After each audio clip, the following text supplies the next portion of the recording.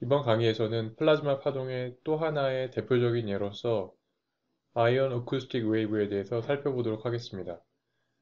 분석하는 방법은 이전 강의에서 다룬 일렉트론 플라즈마 웨이브와 거의 유사합니다. 다른 점에 주의하면서 이 강의를 시작하도록 하겠습니다. 지난번 일렉트론 플라즈마 웨이브를 분석할 때와 동일하게 전자와 한 가지 종류의 이온으로만 구성된 단순한 플라즈마를 고려하겠습니다.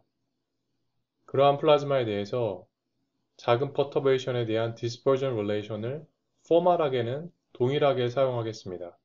다만 여기서 큰 차이가 나는 것은 이온에 대한 파라미터 알파와 일렉트론 파라미터 알파에 대한 크기가 다르다는 점입니다. 일렉트론 플라즈마에 대해서는 둘 다 모두 1보다 훨씬 크다고 가정했죠. 하지만 아이언 어쿠스틱 웨이브라는 형태의 파동을 분석할 수 있으려면 일렉트론에 대한 파라미터 알파가 1보다 훨씬 작은 경우를 생각해야 됩니다.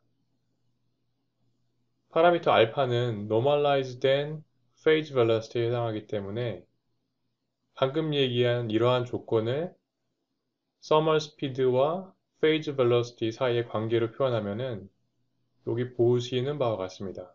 즉 phase velocity가 일렉트론의 thermal speed보다는 훨씬 작고 아이온의 thermal speed보다는 훨씬 큰 그런 경우를 생각하겠다는 겁니다. 알파의 크기가 1보다 훨씬 더 큰 경우에 대해서는 susceptibility에 대한 asymptotic form이 이렇게 된다는 것을 이전 강의에서 배웠습니다.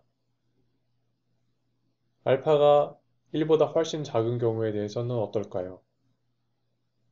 susceptibility에 대한 asymptotic form은 우리가 얘기하지 않았지만 플라즈마 dispersion function에 대한 asymptotic form은 우리가 이렇게 구했었습니다. 그러면 susceptibility와 플라즈마 dispersion function 사이의 관계를 이용을 해서 여기 보시는 두 번째 줄에서와 같이 susceptibility를 알파에 대해서 표현할 수 있겠죠. 이때 알파의 크기가 1보다 훨씬 작기 때문에 스퀘어 브래킷 안에 있는 실수 파트 중에서 여기 알파 스퀘어가 있는 텀들은 무시할 수 있습니다. 1보다 훨씬 작을 테니까요. 그래서 정리를 하면 제일 마지막 줄에 보는 바와 같습니다. 여기서 알 수 있듯이 허수부에 대해서는 이전 경우와 같습니다. 차이가 나는 것은 여기 실수 부위죠. 그러면 알파 2가 1보다 훨씬 작고 알파 i가 1보다 훨씬 크다는 가정에 대응하는 각각의 asymptotic susceptibility expression을 사용을 하면 펑션 d를 이와 같이 표현할 수 있습니다. 이 식을 풀면 오메가와 k에 대한 dispersion 관계를 찾을 수 있게 되는 거죠. 전에와 동일하게 weak growth 가정, 즉 frequency 오메가의 real 파트가 imaginary 파트보다 훨씬 크다는 이러한 가정을 하면 동일한 테일러 익스펜전 테크닉을 사용을 할 수 있습니다. 그 이유를 다시 설명하면 펑션 D의 real 파트와 imaginary 파트 각각에 대해서 이런 식으로 테일러 익스펜전을 하고 그 후에 실수부와 허수부를 따로 나누어서 그 각각이 0이 된다는 조건을 찾을 수 있게 되고 그렇게 되면 우리가 오메가 R과 오메가 I를 결정할 수 있게 되는 겁니다. 일렉트론 플라즈마 웨이브의 디스퍼전을 구했던 것과 마찬가지로 리얼 프리퀀시 오메가 R에 대해서 펑션 D의 리얼 파트가 0이 된다는 조건으로부터 디스퍼전 관계식을 구해낼 수 있습니다. 지난번과 마찬가지로 펑션 D의 리얼 파트 중에서 이 두 번째 항, 이것은 첫 번째 항에 비해서 훨씬 작다는 것을 거의 동일한 과정을 거쳐서 증명할 수 있습니다. 그러면은 첫 번째 항만 남고요. 이 첫 번째 항에 대한 asymptotic form을 적으면 이렇게 표현됩니다. 여기서 이 세 번째 항을 오른쪽으로 넘기고 그 후에 양변에 오메가 r 제곱을 곱해서 정리를 하면 여기에 있는 식처럼 표현이 됩니다. 이때 일렉트론 두바일 랭스의 제곱과 아이온 플라즈마 프리퀀시의 제곱을 곱하면 여기 오른쪽에 하이라이트 된 것처럼 TE 나누기 MI, 즉 일렉트론 템퍼러처 나누기 아이온의 질량이 됩니다. 이것을 사운드 스피드의 제곱이라고 정의를 하고요. 또는 TE over MI의 제곱근을 사운드 스피드로 정의를 합니다. 보통 더멀 스피드는 각 스피시즈의 온도와 질량을 가지고 정의를 했는데 여기에 있는 사운드 스피드는 또는 어쿠스틱 스피드는 전자의 온도와 이온의 질량으로 정의한다는 것을 유의해 주세요.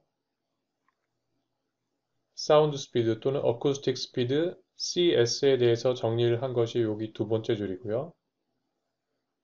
괄호 안에 있는 첫 번째 항과 두 번째 항을 비교를 하면 두 번째 항이 첫 번째 항에 비해서 훨씬 작다는 것을 알 수가 있습니다. 왜 그렇죠?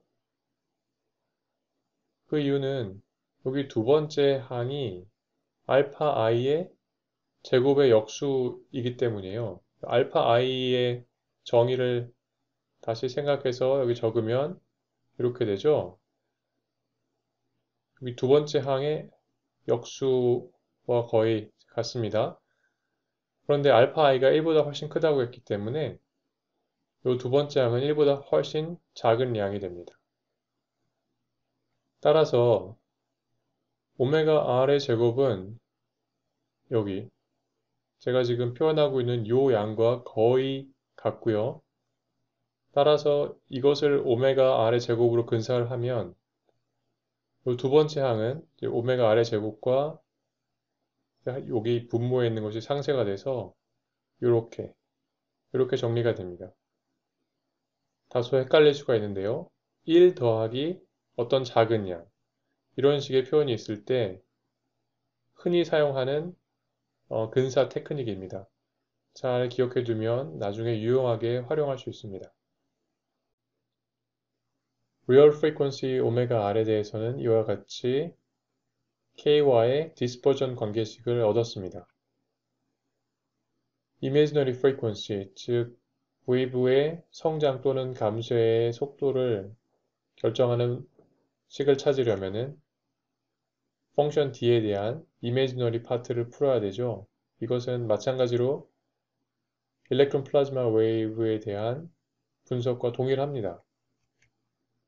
di 및 partial dr over partial omega 이것에 대한 표현식으로부터 오메가 i를 이렇게 계산할 수 있는데요. 이전에 일렉트론 플라즈마 웨이브에 대한 계산과 거의 동일한 절차를 거치지만 이 di에서 파라미터가 하나 더 많기 때문에 조금 더 지루한 과정을 거치게 됩니다. 지루하긴 하지만 꽤 straightforward한 과정을 거치면 최종적으로 오메가 i를 이렇게 real frequency의 절대값과 관계에 지을 수 있습니다. 지난번과 마찬가지로 오메가 i와 오메가 r 사이의 비례에 해당하는 양을 이렇게 감마라는 펑션으로 정리해서 쓸 수 있습니다. 일렉트론 플라즈마 웨이브에 대한 것과 구분하기 위해서 제가 여기에 IA, 아이온 어쿠스틱이라는 뜻의 서브스크립트를 사용을 하였습니다. 이 펑션 감마 IA의 파라미터는 두 개인데요. x라고 표현한 것은 1 over 1 플러스 k 스퀘어 람다 e 스퀘어이고요. 그리고 전자와 이온 온도의 B가 들어갑니다. Imaginary Frequency 오메가 i의 크기를 결정하는 함수인 람다 ia의 전체 표현식은 여기 적은 바와 같습니다. 일렉트론 온도와 아이온 온도의 B가 익스포넨셜 펑션 앞에 붙어 있기 때문에 람다 AI의 크기를 결정하는데 중요한 역할을 합니다. 이 함수는 파라미터가 두 개이기 때문에 이 아래에서처럼 컨투어 맵으로 표현을 했습니다. 가로축은 파라미터 x고 세로축은 파라미터 te over ti입니다. 이 감마 i의 최대값은 대충 커봐야 0.5 정도보다 좀 작고요. 여기 컨투어에 보시는 바와 같이 제일 큰 값이 여기서는 0.45 정도 되고 우상향으로 갈수록 점점 작은 값이 됩니다. 바로 이 영역이 위크 댐핑에 해당하는 거죠. 즉 오메가 i가 굉장히 작은 그런 영역이니까 위크 댐핑에 해당합니다.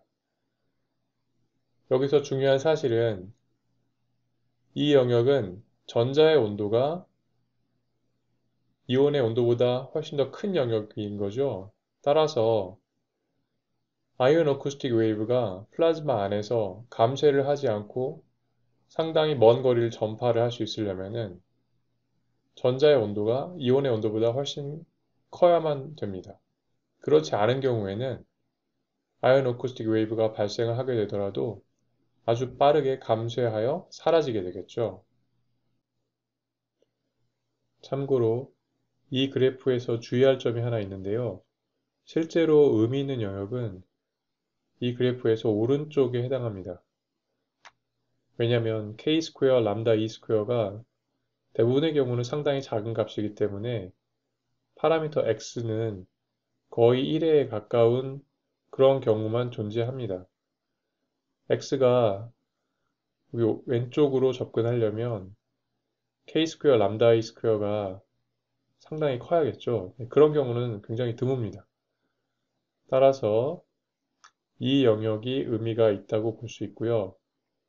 그 점에 유의하기 바랍니다. 지금까지는 웨이브가 댐프되는 경우만 살펴보았는데요. 왜 그럴까요? 그 근본적인 이유는 우리가 가정한 속도 분포 함수가 맥스웰 볼츠만 분포이기 때문이에요. 만약에 속도 분포 함수가 맥스웰 볼츠만 분포, 즉 열적인 평형 상태에서 벗어나게 된다면 플라즈마 안에서 발생한 특정한 웨이브는 감쇄하는 것이 아니고 더 자랄 수도 있습니다. 어떠한 조건을 만족해야만 웨이브가 자랄 수 있게 되는지 다음 강의에서 살펴보도록 하겠습니다.